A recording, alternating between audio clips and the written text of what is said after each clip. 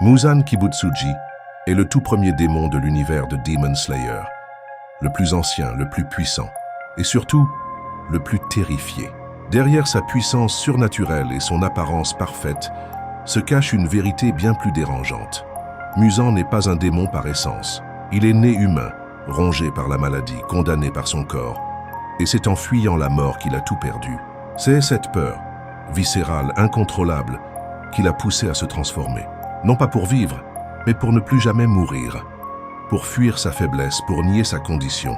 Dans sa quête de survie éternelle, Muzan est devenu bien plus qu'un monstre. Il est devenu l'image même de l'ego absolu. Un tyran qui contrôle ses subordonnés par la peur, qui tue ceux qui doutent, qui détruit ceux qui échappent à son pouvoir. Il veut tout diriger, tout posséder. Comme s'il croyait qu'en étouffant les autres, il étoufferait sa propre vulnérabilité. C'est un chef qui ne supporte pas la contradiction. Un manipulateur, un dictateur de l'ombre. Et pourtant, malgré sa puissance, il est pathétiquement seul.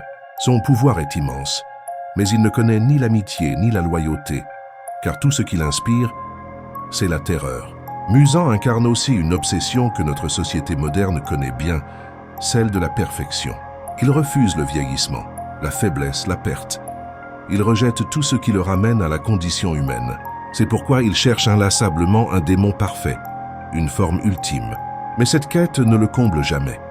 Elle ne fait que nourrir son vide intérieur. Comme ceux qui, dans notre monde, poursuivent une image parfaite d'eux-mêmes, sans jamais trouver la paix.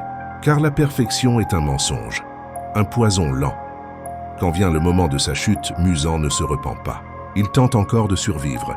En s'emparant du corps de Nezuko, il veut léguer son pouvoir, se prolonger, devenir éternel par la force. Mais c'est justement sa peur de mourir qui le rend vulnérable. Ce sont les humains, unis par leur faiblesse, leur souffrance et leur courage, qui le vaincront. Là où il a bâti sa domination sur la peur, eux se battent par amour, par espoir, par solidarité. Là où lui fuit la mort, eux l'acceptent pour protéger les autres. Muzan n'est pas juste un antagoniste, il est un symbole. Celui d'un monde où la peur de perdre mène à la cruauté, où refuser la souffrance, c'est devenir inhumain. Et c'est là la grande ironie de son existence. À force de rejeter la mort, il s'est coupé de tout ce qui fait la vie. Plus il a voulu dominer, plus il s'est isolé. Plus il a fui la douleur, plus il est devenu vide. Dans un monde où beaucoup courent après le pouvoir, la jeunesse éternelle ou la domination, Muzan nous confronte à cette question dérangeante.